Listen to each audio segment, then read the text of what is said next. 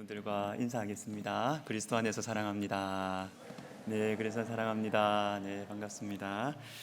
자, 우리 오늘 보실 말씀은 마태복음 5장 25절과 26절입니다.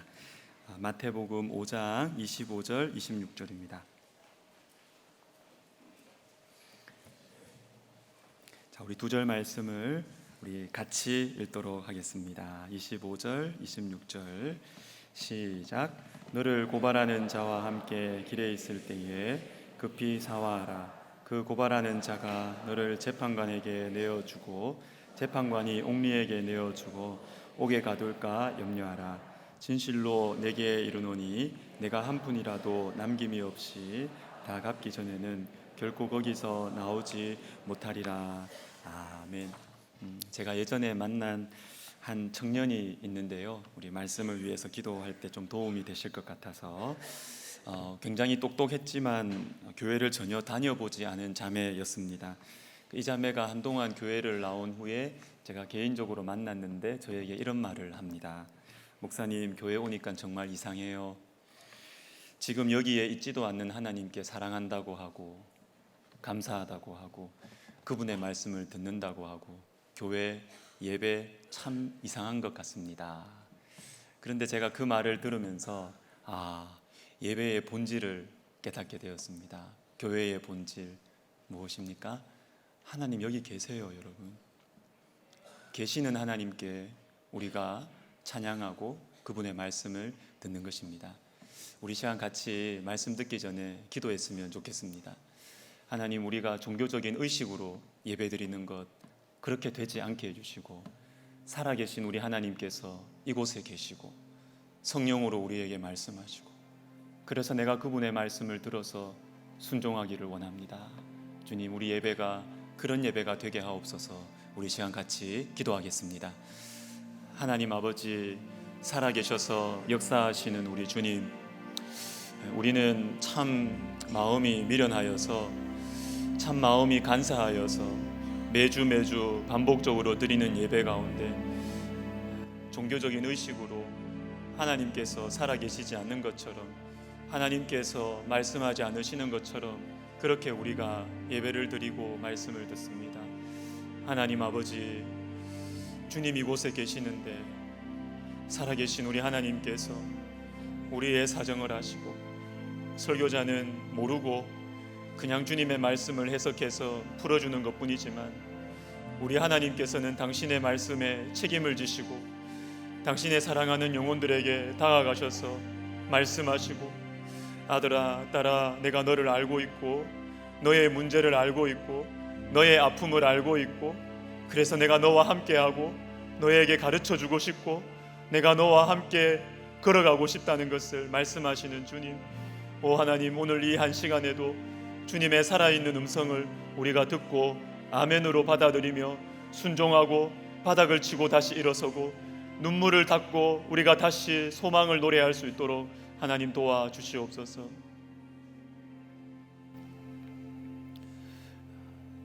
하나님 아버지,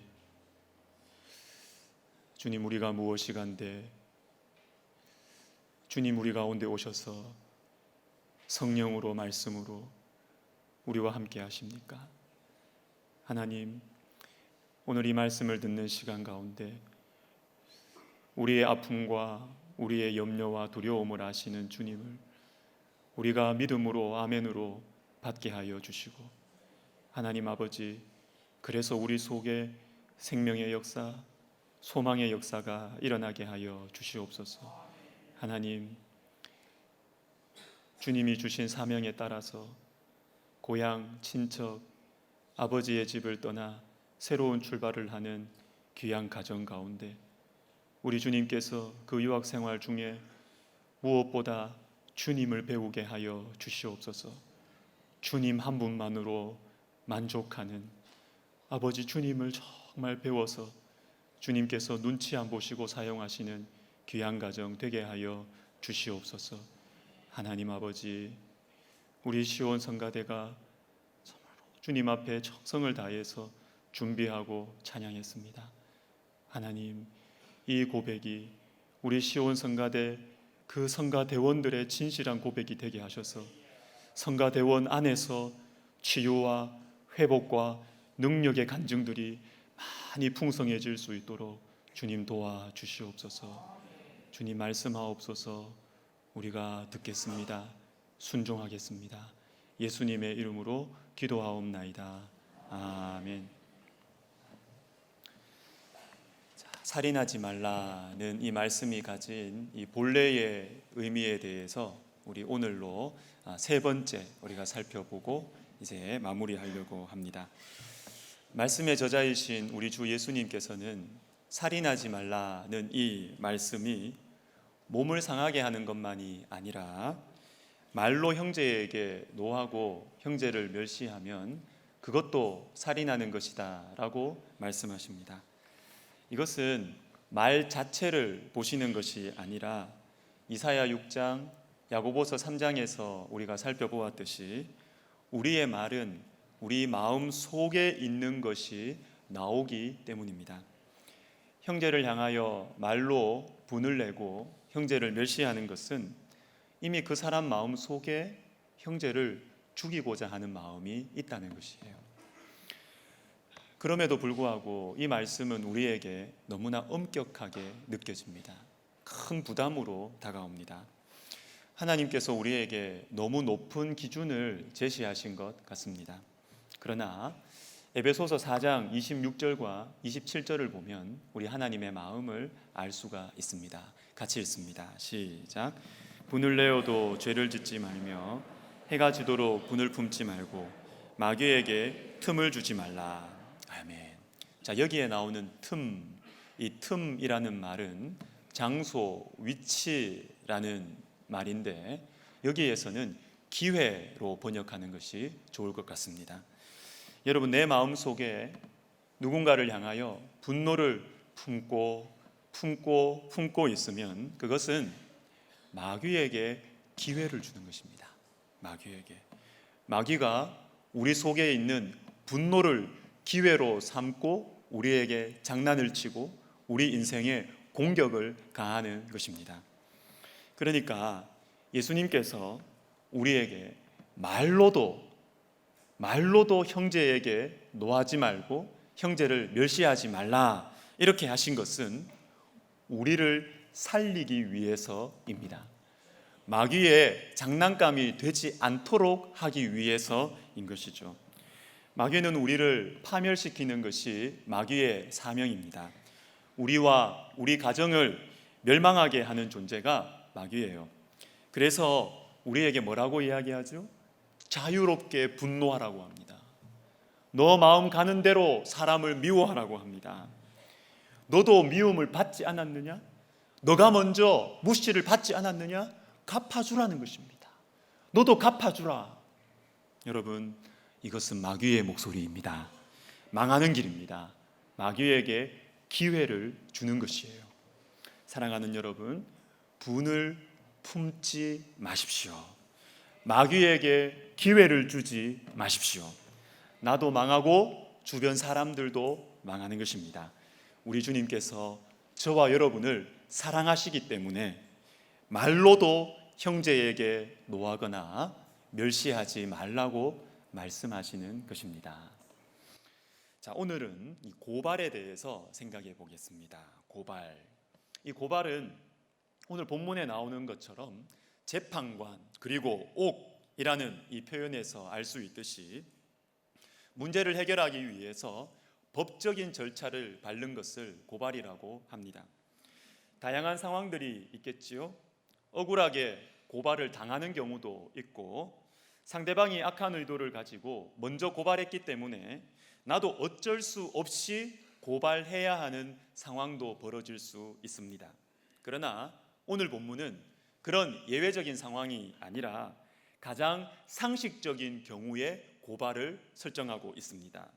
고발하는 자가 너를 재판관에게 내어주고 재판관이 옥에 가둘까 염려하라. 내가 어떤 사람에게 손해를 입혔습니다. 고발하는 자가 너를, 우리가 가해자예요. 가해자. 내가 어떤 사람에게 손해를 입혔습니다. 내가 잘못했지요? 그런데 나는 용서를 구하지도 않고 갚아주지도 않습니다. 그래서 나 때문에 피해를 입은 그 사람이 어쩔 수 없이 법에 호소를 하는 그 상황이 오늘 말씀이에요. 그러면 여러분, 예수님께서는 왜 고발이라는 상황을 말씀하시겠습니까?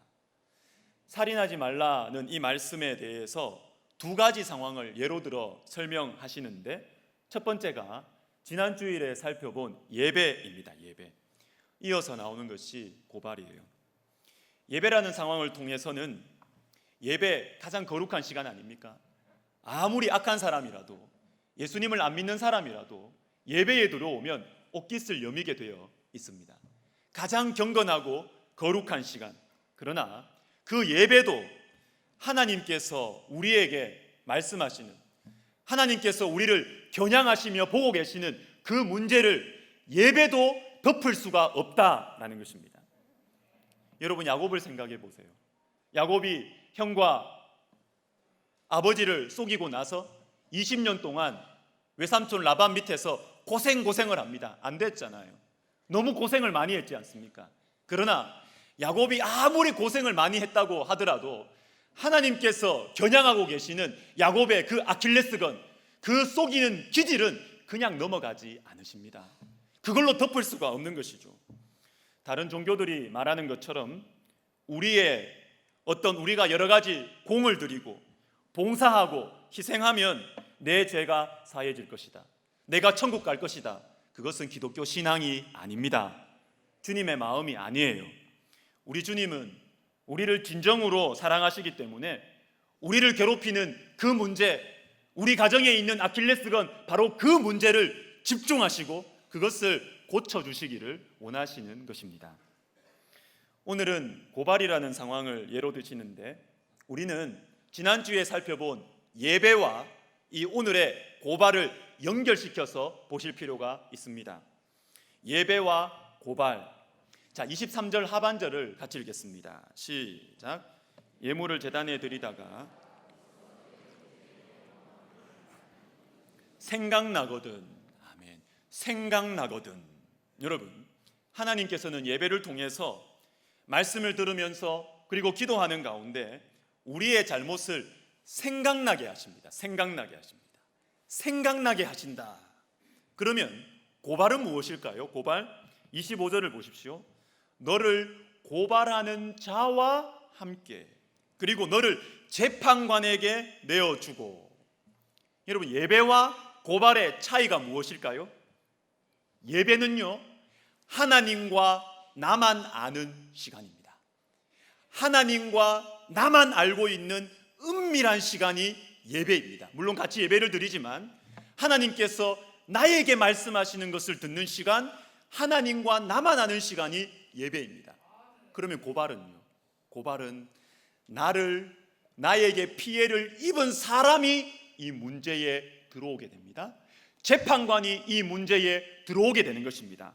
무엇이죠? 드러내시는 것입니다. 고발은 드러내시는 것입니다. 한 달 전쯤에 선배 목사님을 찾아뵈었습니다. 담임 목회를 하면서 제 속에 있는 여러 가지 고민들을 저보다 먼저 가고 계시는 목사님께 나누고 싶었고, 향후 목회 계획에 대해서 조언도 구하고 싶었습니다.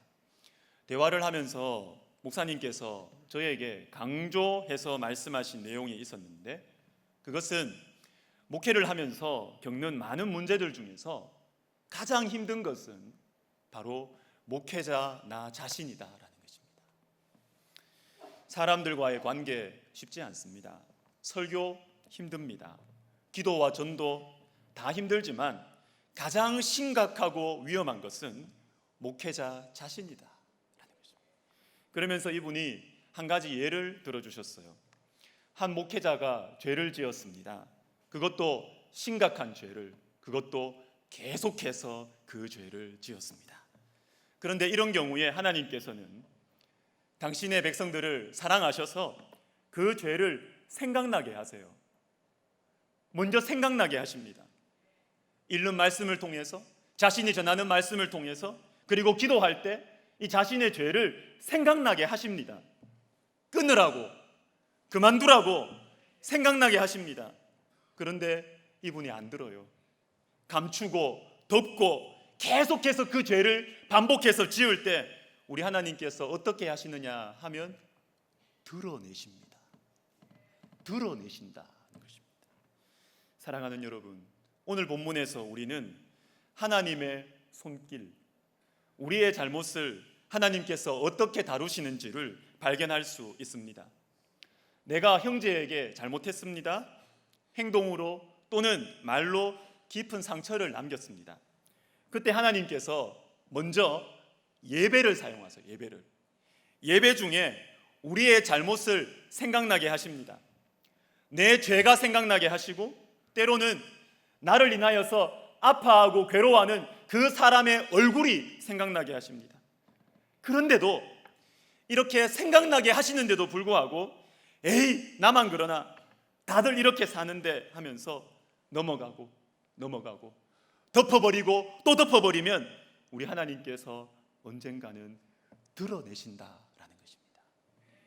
예배 드릴 때 우리 마음에 생각나게 하시는 것, 그것을 우리가 돌이키지 않으면 고발, 즉 사람들이 내 죄를 알게 되고 그것에 대해서 법적으로 처리하는 상황으로까지 이끌어 가신다라는 것이에요.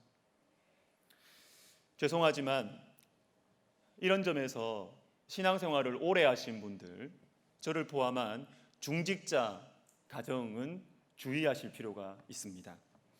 제가 그런 가정에서 또 자라났기 때문에 쉽게 이해하고 말씀드릴 수가 있는데요.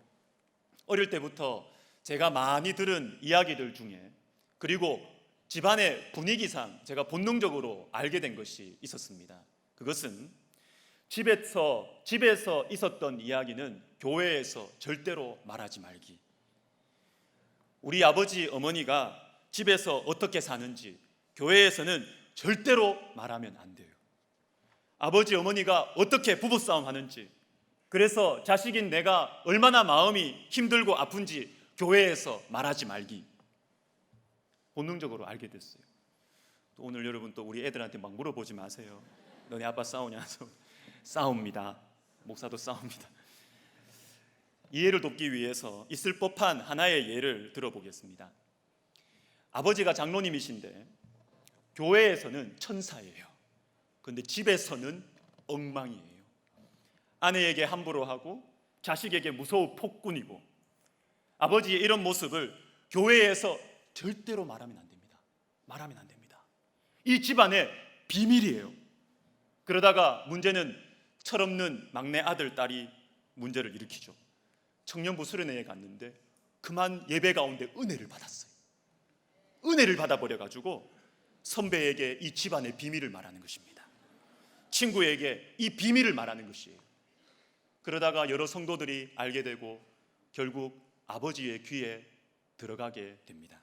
이때 그 아버지가 자식을 불러가지고 혼을 내면서 말하지 말라고 했지, 너 정신이 있냐 없냐, 이렇게 하면서 가정을 더 공포 분위기로 만들어 간다면 이 아버지의 신앙은 의심해 봐야 합니다.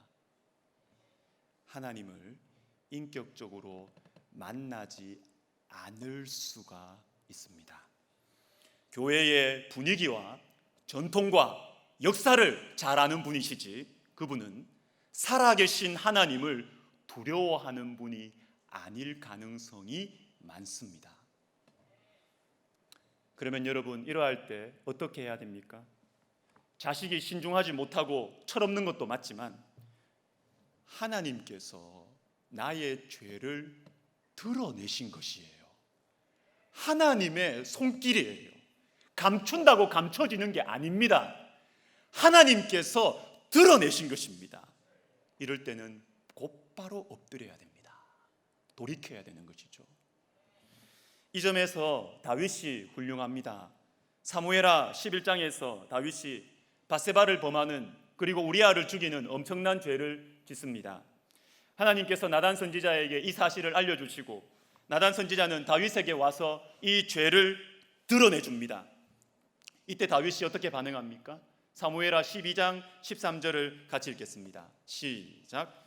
다윗이 나단에게 이르되 내가 여호와께 죄를 범하였노라. 아멘. 내가 여호와께 죄를 범하였노라. 어떤 토도 달지 않습니다.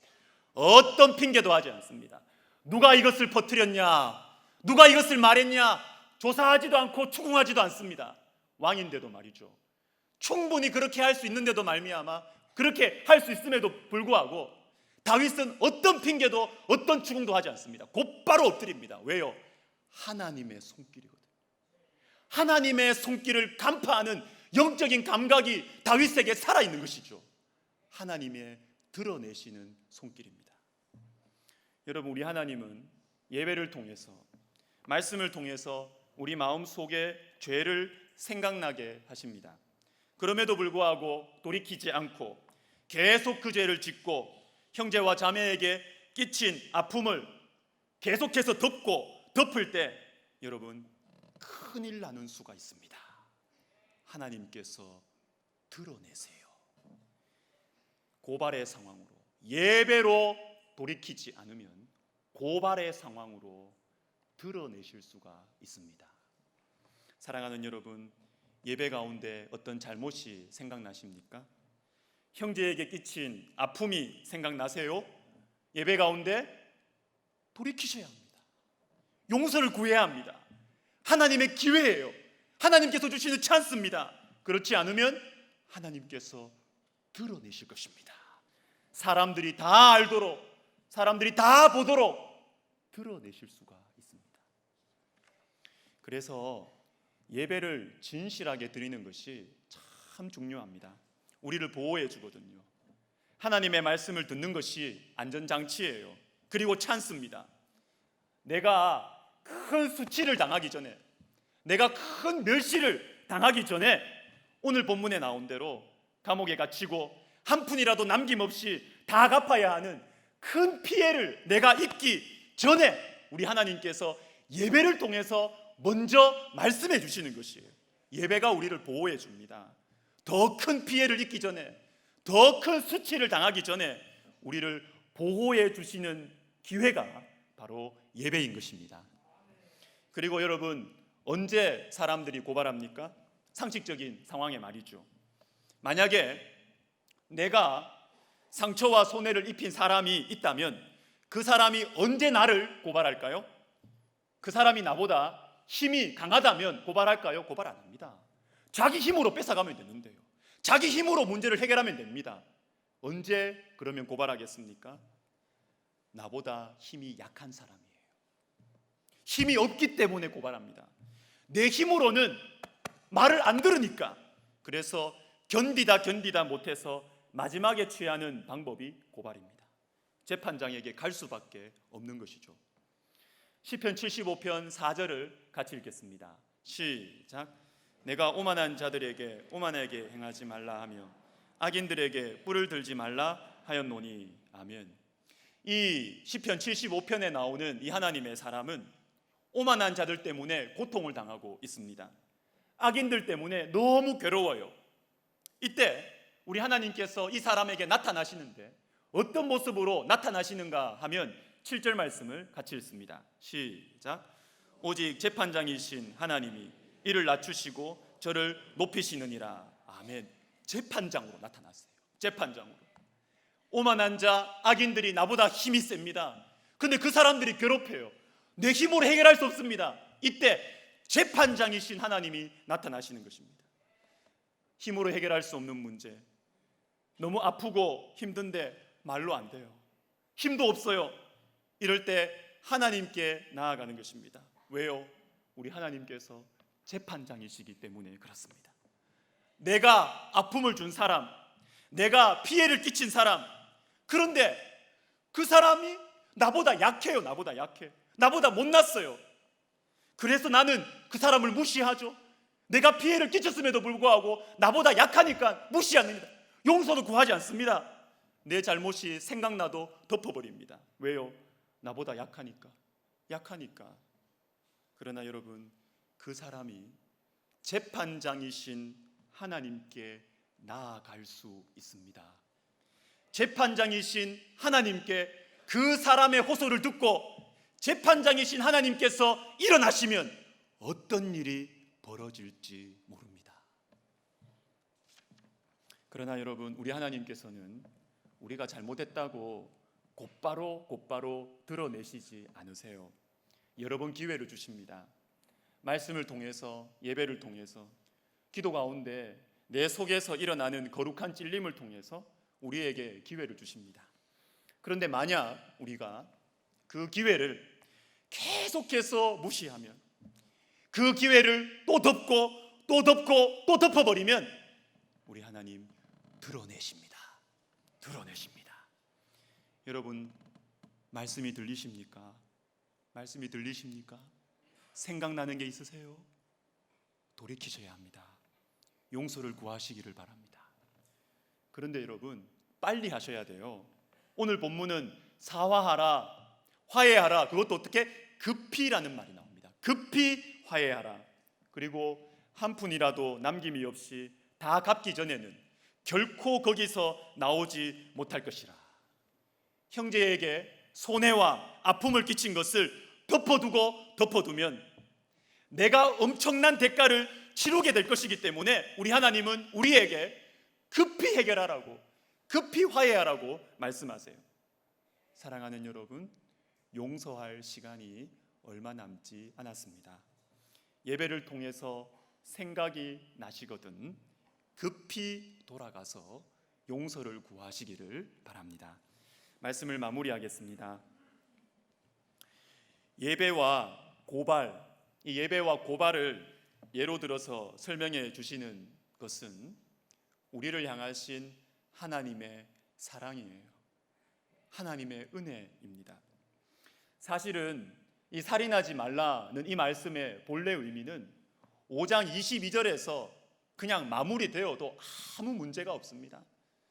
살인하지 말라고 율법에서 말하였거니와, 이 본래 의미는 말로도 형제에게 노하거나 멸시하면 안 되는 것이다, 이렇게 끝나도 메시지는 명확합니다. 그런데 만약 말씀이 그렇게 끝났다면, 말로 형제를 죽이면 지옥행이다 이렇게 하고 말씀이 끝났다면 우리에게는 희망이 없습니다. 아무런 기회가 없어요. 한번 화를 내면 바로 지옥 가야 돼요. 희망이 없습니다. 그런데 우리 주님께서는 두 가지 예를 보여주시지요.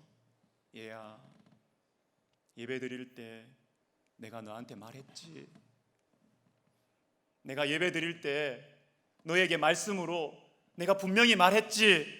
말씀 들리지? 생각나는 것 있지? 기회를 주시는 것입니다. 그리고 예배를 통해서도 우리가 돌이키지 않을 때 어떻게 하십니까? 드러내세요. 고발로, 법정으로 사람들이 다 알도록 드러내십니다. 그런데 부끄럽고 괴로운 일이지만 드러내시는 이때에도 기회는 살아있습니다. 우리의 잘못 때문에, 우리가 준 손해와 멸시 때문에 가까이에 있는 그 연약한 형제가 작심을 하고 고발하는 자로 변해서 법정으로 갈 때, 여러분, 그때도 늦지 않았어요. 그때라도 우리가 돌아서서 급히 용서를 구하면 살아날 수 있다는 것입니다.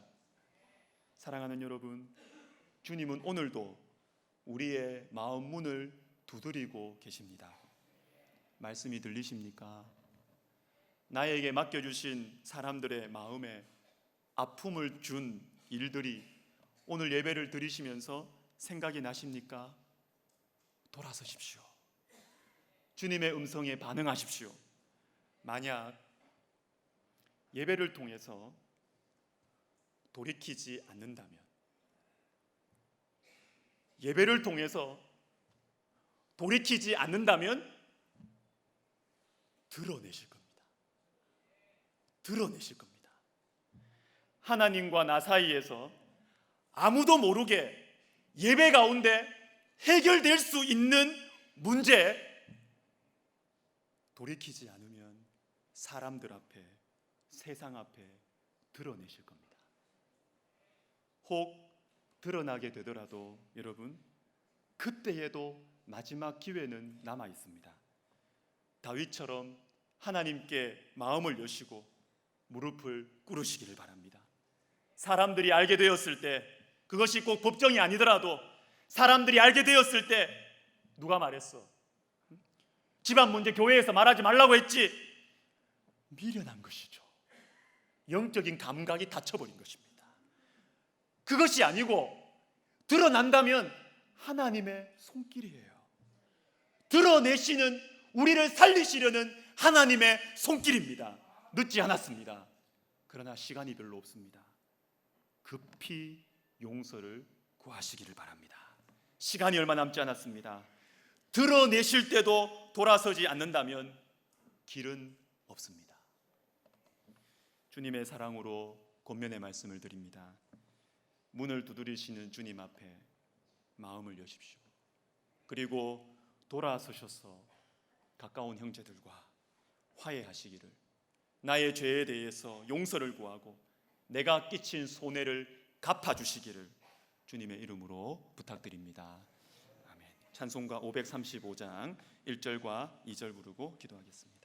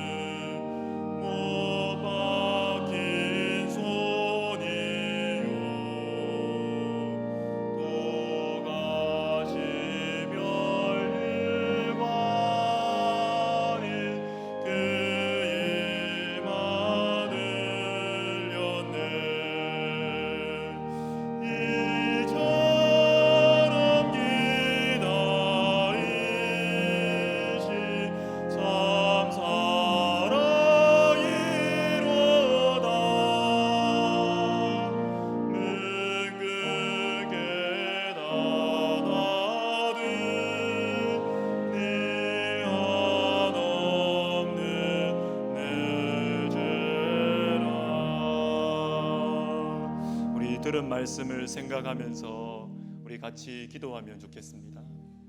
지금 이 시간은 예배의 시간입니다. 예배입니다. 주님께서 생각나게 하시는 죄가 있으십니까? 내가 아픔과 손해를 끼친 사람이 생각나십니까? 급히 화해해야 합니다.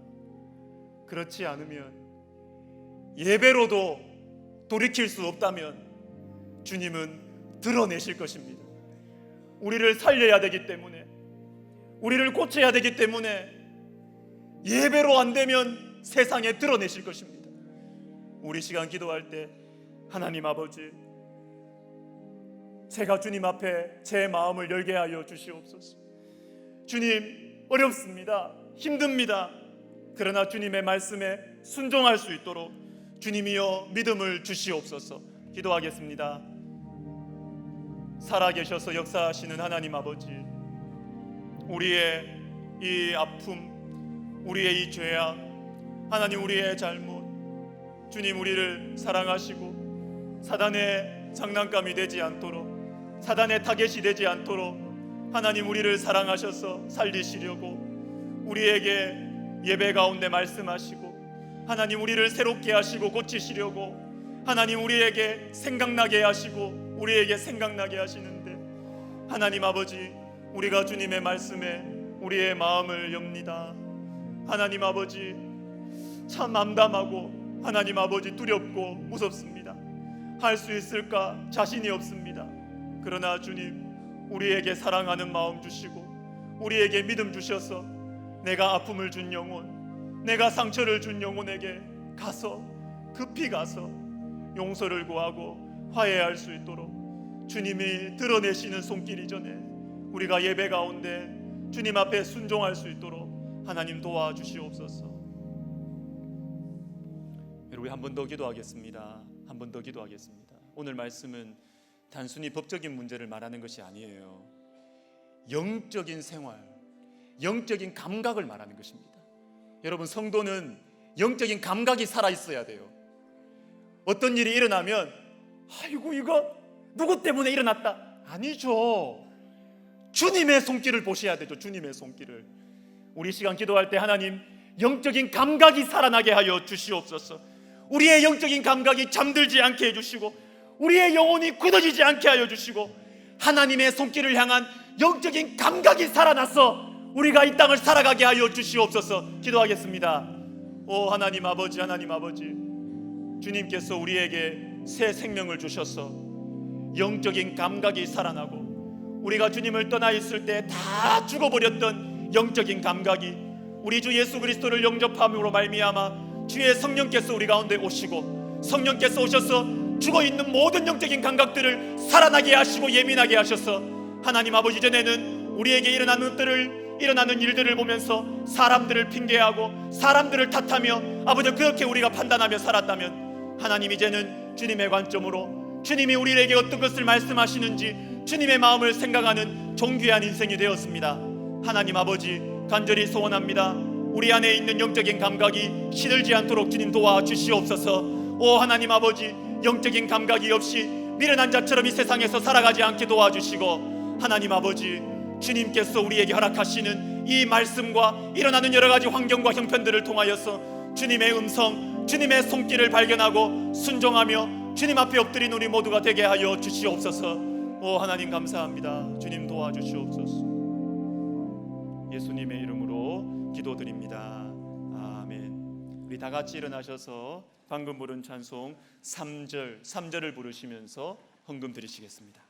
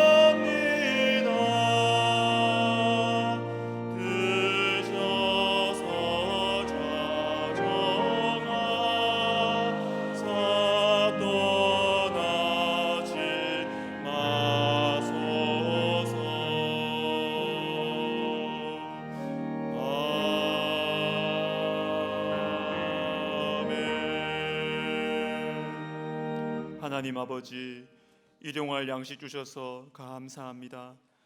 돌아오는 한 주도 주님의 도움이 없이는 도저히 살 수 없사오니 주님이여 하늘 문을 여셔서 만나를 내려 주시옵소서. 메추라기를 보내주시옵소서.